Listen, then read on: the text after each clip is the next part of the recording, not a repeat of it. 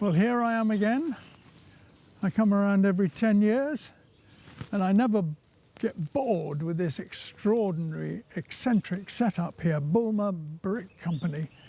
You almost feel that they were going in Roman times. It's just got that timeless quality, but of course it's dependent upon the people who own and run it, led by Peter Minter and his sons and a daughter.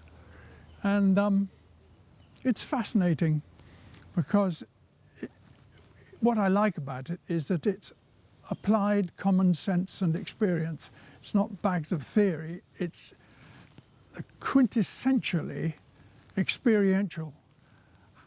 Men and women who for centuries have made bricks in different shapes, colours, sizes, and all of the knowledge and experience that emanates from that work is to be found here.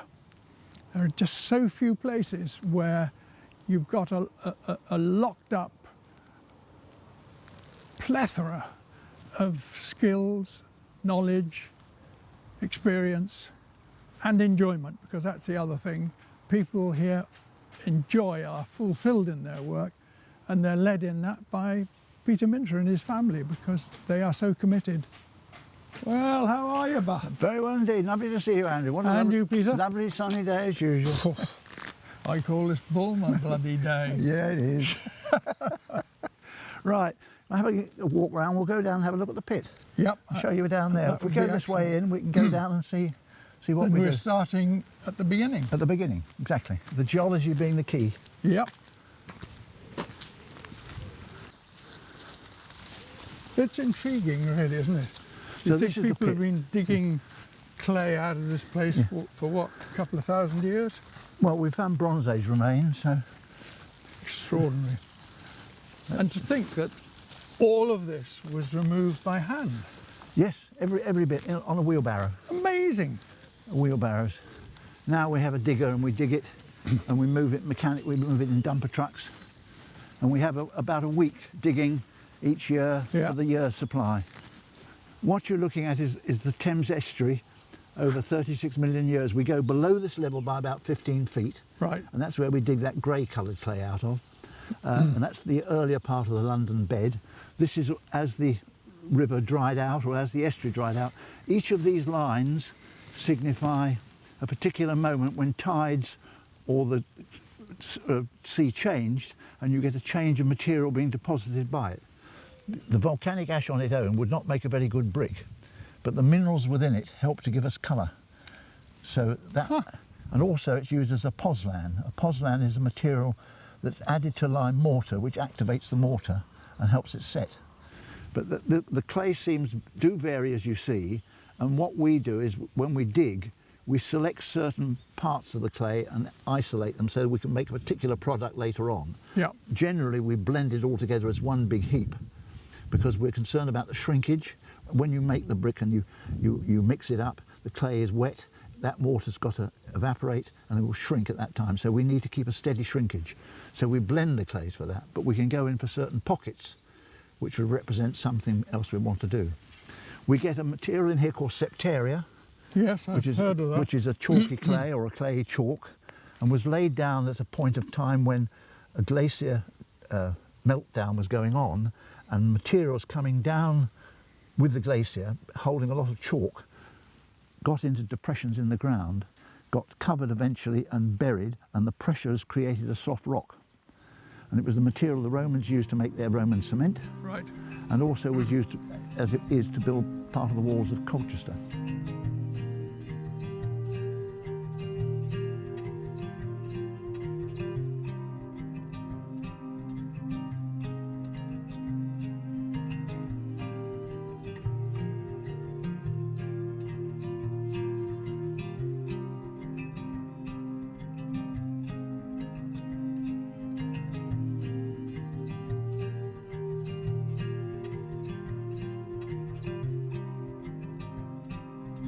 Right. Okay, so we'll go up and have a look at where we stockpile the clay.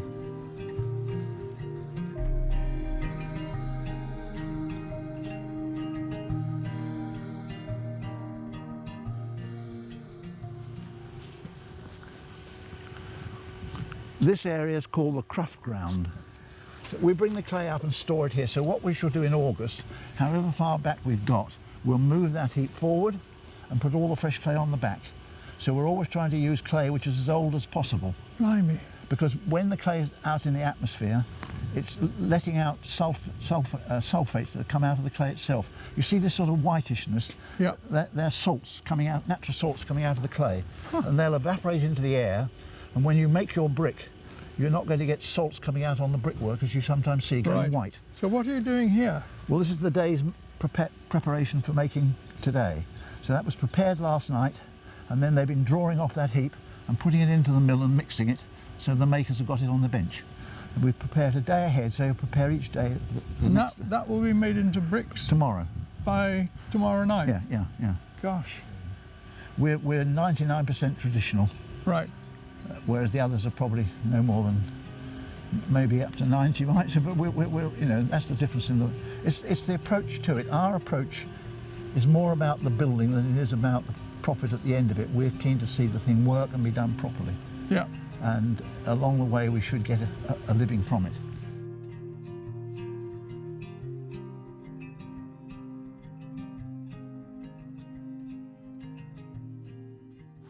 So this is our main outside making berth, where we make the brick production. Good gosh, look at this. The clay you saw outside goes through this machine called a pug mill. Yeah. And it mixes into a nice paste and extrudes it out onto the maker's bench. And he can take it from there and make his brick. He rolls what is called a warp, which is the shape that's got to go into the mould. You'll see him rolling it.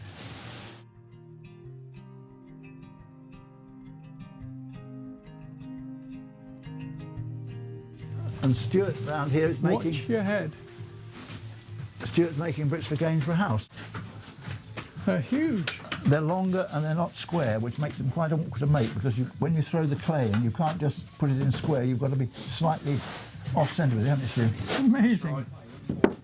But how heavy are these in pounds and ounces? I suppose they weigh about 3 pounds, 2.5, 3 pounds. And that'll dry. As the water goes out of that, they'll shrink. So they're going to come down about that amount. Really? Yeah, so you're going to shrink 12%. Good grief. OK, well, we'll go from here now, Andrew, down one of the drying sheds, and you can see the drying shed itself.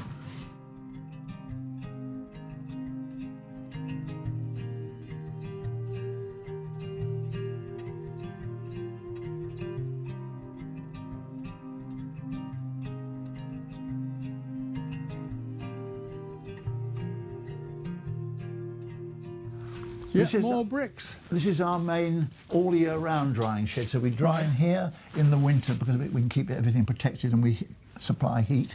In the summer, we want a very regular and sort of calm temperature. We don't want sudden changes and spikes, because these blocks are much bigger than an ordinary brick. They're huge. They're called a rubber, and they're going to be cut to shape, not moulded. So this is why? Well, because a brick shrinks, but you can't be exact on your tolerance on your shrinkage. When we did the arches on St Pancras, we cut these to a millimetre tolerance. So you can cut these as accurate as you want. So you have the brick, you make it, you dry it, you fire it, and then you cut it afterwards. And they want to be bigger than the final brick, they're so huge. they're bigger. They're very heavy too. You kill someone with that. Dropping a brick. So this shed is all about production of what we know as rubbers, and this clay is all washed, it's all prepared specially, has a different process in order that we can produce this quality. Is this for St Pancras? These were originally, yeah, in here. So what are they now? I've no idea where they're going. They're probably going to Kensington Palace or Hampton Court, or we do the chimneys on Hampton Court. We've got the chimneys on the Law Society buildings to do shortly, Oxford Hall, so that's where they're going to something like that, yeah. So and they're all different sizes depending on what size that the final thing wants to be. Right. Here we've got bricks which are going to Gainsborough House again, and they're slightly different. You can see they've got one square end and one angled end. Good gosh. And they've got a frog in it. They've got an indentation in it. Yes, but nothing in the frog. No. So good gosh. So it depends. We want to dry these fairly slowly, So these have probably been here a couple of weeks, but they're getting well on the way now. So each bay... And what on earth are these? They're massive. Well, these are to make an arch. These are called a voussoir. Yes, I know voussoirs. And these are the central bricks. So I'm not sure what job they're going to, but I think they're going to somewhere like... That's staggering. The station, I think it's down somewhere in South London, They I think. weigh a ton. So they're huge. They really are. When you think that has shrunk about that amount, that was about 2 spans when it was made. Yeah. It shrunk that amount. I'm amazed.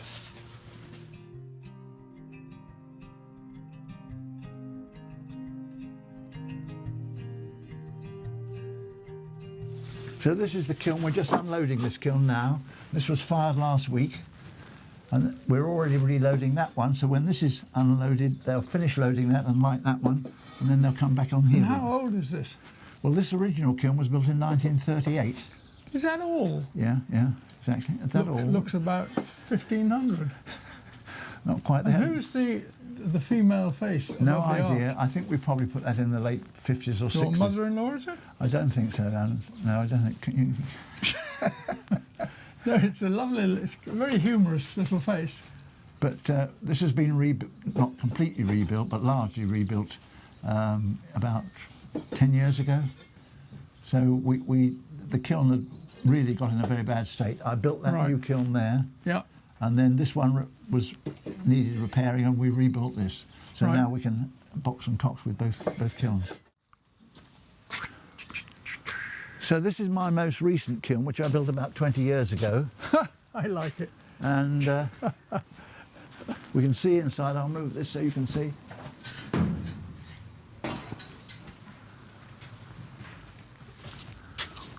So this is we're loading this kiln now. Are they all the same? No, there are a huge range of different products. We set them, as is how they're put in, it's called setting, and we set the bricks to let the heat work down and through the kiln. And we have to be careful because we make so many different shapes and sizes. It depends on the size of the volume of the brick as to how quickly it heats up. So we have to give some bricks more space than others. The loading technique is quite complicated, and the person doing it has to be quite accurate. But and the colour comes from the top to the bottom. Extraordinary. These are the fire boxes. Right. There's 7 fires fed by fire. Seven like this? 7 of these around the outside of the kiln. And they're coal? That's a chimney, it's coal fired. And where does the The smoke? heat comes up into here and then sucked down through here and out of the flues in the bottom of the floor. Heat rises, not falls. Yeah, but it rises to the top, Yeah. and the chimney sucks it down. How bizarre. And what that does is the hottest bricks are on the top, and therefore you get more protection, because if you've got hot bricks on the bottom with the weight on it, they go out of shape. This way you maintain your quality. Extraordinary. So this is very much part of our firing and production system to get this right. And how often do you fire this kiln? Well, this time of year we'd be doing this. It takes a fortnight. This is probably 3 times in a month. So 2 in this one and 1 in that, and then 2 that one and 1 in this, something like that. But this year we're completely out of step because of the lockdown. So we're missing 8 weeks at the moment. But I mean, if you make a mistake in setting everything here, you've got a hell of a waste, haven't you? Yeah, well, hopefully we don't do that. No, of course you don't, Peter. An outrageous thought. How many bricks can this take? Well, we put in a sacrificial course now, or 3 courses, because to get that properly fired there means that we'd probably overfire the top. We can't afford to do that. That space is more valuable than this, so we put a sacrificial course in here so that we're pretty certain that that's fired properly. So there's about 10,000 bricks in here. And how far this way will it come? It come right to the door. Amazing. God, you're drowning in bricks all the time. Well, this is up where we keep our terracotta. This is terracotta. But these are all These are lovely, aren't they? decorative features. Absolutely lovely. And they mostly, these moulds are nearly all originated, a lot of them originated at Castle Headingham by a chap called Mark Gentry. Yep. And he was making particularly this sort of work about 1860 to 1890, that sort of period. And these are made by him, are they? No, these moulds were saved by father from him or from when they were being about to be burnt after the war. Yeah. And so we've not only saved those, but we've made a lot of new ones. This is a new one. This was done for Thetford Station, Right. railway station. But they all represent something that we've been asked to do. Look at this. Yeah, Green Man. Yes, but he almost reminds me of somebody. It's really quite funny. So this is a sort of separate section. We make these up to order, but we always keep a few surplus Yeah. here. You know, Yeah. so. And we make different sizes, make the bigger ones for different things as well. No, they're lovely. But the original origin of terracotta goes back really to the 1500s, with the exception being St Gregory's Church and Simon of Sudbury. And he was using those bosses in the church originate from the 1360s, which predates anything else we know. Yeah. Then in the 1500s, Cardinal Wolsey got onto it, and when he took control of Hampton Court Palace, he started to introduce the material there. When he lost the palace to Henry VIII, Henry took it a stage further, and it became very fashionable because Henry VIII did it, so all his courtiers wanted to do it. And so that's how it spread. But so these are all leftovers or waiting to go to another job. They're all part and parcel of what we're doing. These are a chimney brick.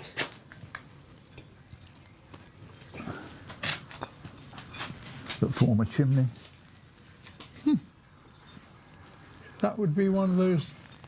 Well, this was diamond on this one, but like the twisted ones. Twisted, yes. yeah. Yeah, that's it.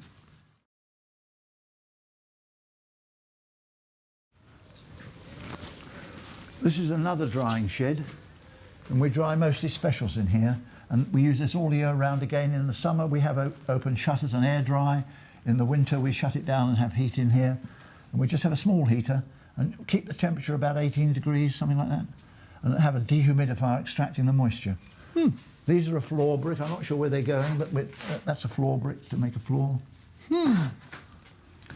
Do they sometimes fire these with different intensity? Yeah, we put them higher up in the kiln to get them darker. And presumably, if you pay more money, you can have a stronger brick? No, you don't have to pay any more money.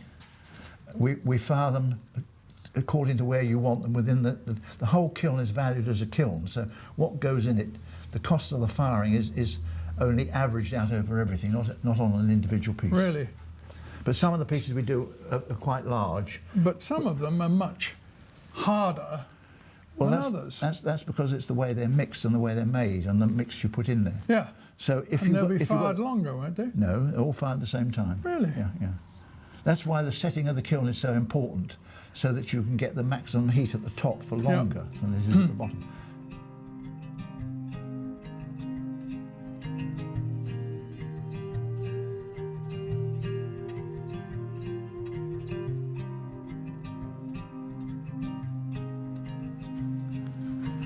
So this is really our special making shed where we make all the special shapes. Amazing. And we mix the clay differently for different jobs. This is the grey clay we call blue clay, and that's the lower clay, and that has a much finer texture and it gives you a sharper arris. So that Extraordinary. and that's brought in, kept covered. That'll last about 10 days. Will is making bricks for Oxford Hall at the moment. These are on a chimney. These are the base of a chimney. Right. And this is what we call the oversail at the bottom, which gives you the weathering at the bottom of the Because that's a very awkward shape, isn't it? Very awkward.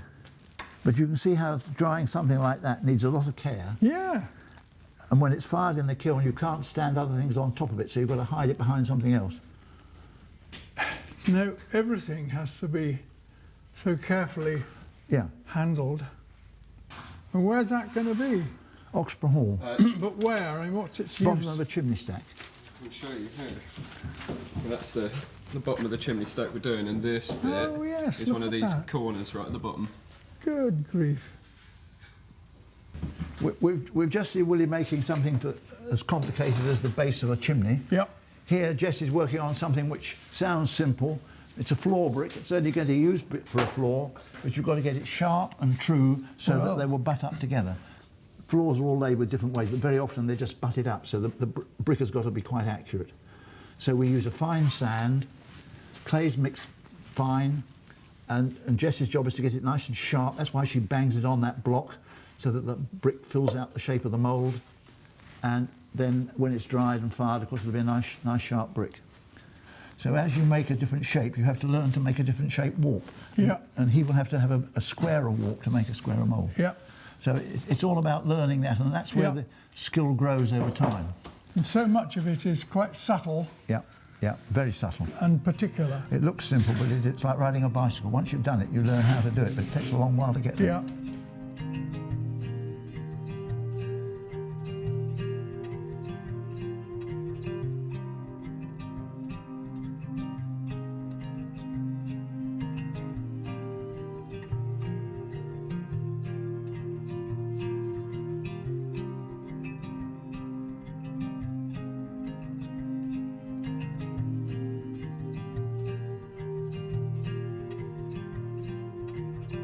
Right, these are just some of the moulds we store in here.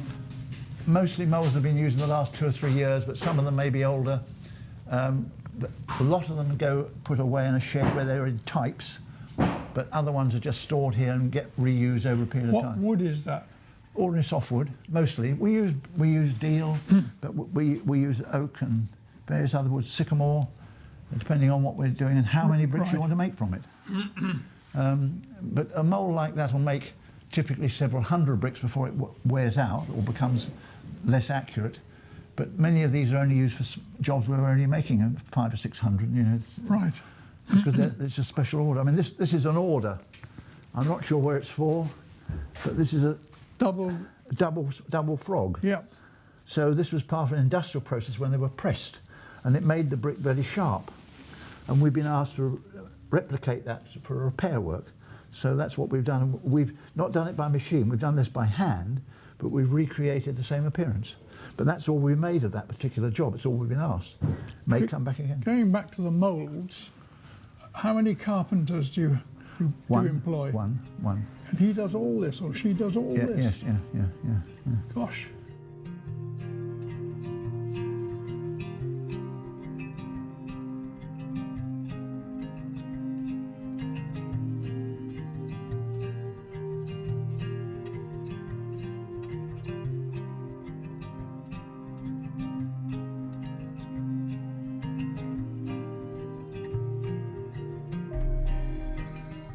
Well, Peter, thank you very much, as always.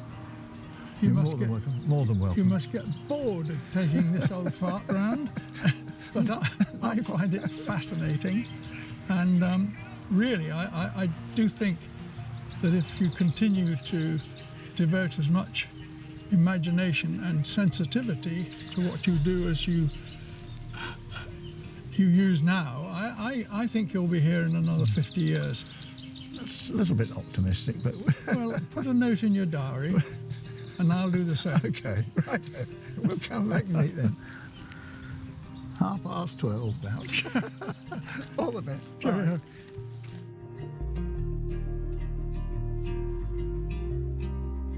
Well, that's it. And as always, I've had a fascinating hour or two. I never cease to be amazed by the practical skills that are demonstrated here. And it just fills one with positiveness. I don't know why, I can't explain it, but that's the sensation I will go away with. And above all, the place is run by people who are involved with what they do, enjoy what they do, know that their input is immensely valued. And at the top of the minter tree, Peter is, well, he's a stalwart and an imaginative and generous spirited stalwart.